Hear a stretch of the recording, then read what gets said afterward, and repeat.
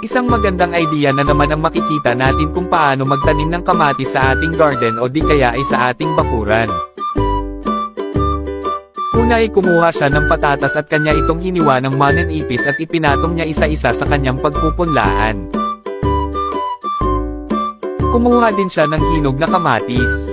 Iniwa ito sa gitna at kumuha siya ng buto at inilagay isa-isa sa nahiwang patatas.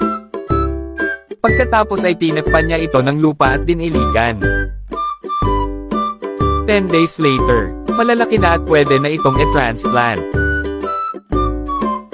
Ngayon naman ay gumawa na siya ng kanyang paglilipatan ng kanyang pinunlang kamatis. Kahit saan naman pwede itanim ang kamatis. Pero mas mainam na ang pagtamnan nito ay malaki upang makagapang ng maayos ang mga ugat. Pag mahirapan ang mga ugat, maapektuhan din ang mga bunga nito. Tulad dito, ang kanyang ginamit na pagtaniman ay ang baldeng din na nagagamit. Naglagay siya ng coconut shell para pang suporta sa tanim niyang kamatis. Ang diskarte niya kasi dito ay ang pagtanim na pabaliktad.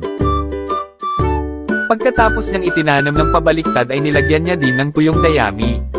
Ipinatong niya ito sa itaas ng coconut shell. Naghalo siya ng lupa, rice husk ash, at core o balat ng niyog. Tapos ay inilagay niya na ito sa balde na kanyang pagtaniman. At kanya niya na itong diniligan ng tubig. 20 days simula nung pagpaunla ng kamatis. Pagkalipas ng 30 days, malalago na at malapit na itong mamulaklak. Ngayon naman ay kumuha siya ng kitchen waste. Ginupit-gupit niya ito ng maliliit at naglagay siya ng trichoderma, phosphate fertilizer, at fertilizer NPK. Nilagyan niya ng kunting tubig. Inalo ito ng kaunti tapos ay naglagay din siya ng abo. At inilagay niya na ito bawat isa sa lupa ng kanyang tanim na kamatis.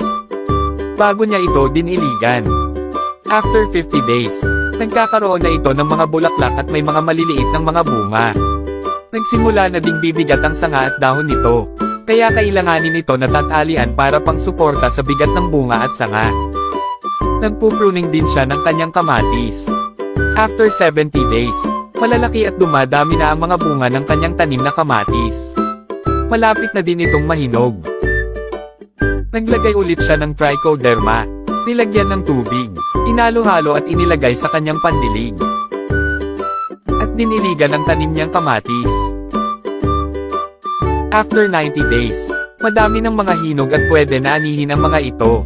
Iba't iba ang pamamaraan ng pagtanim ng kamatis at depende sa lugar na iyong pagtaniman. Kung magtatanim ka dapat ay matyaga kang mag-alaga nito. Hindi lahat ay maunlad ang iyong mga tanim. Dapat ay maging pasensyoso tayo sa bawat galaw natin.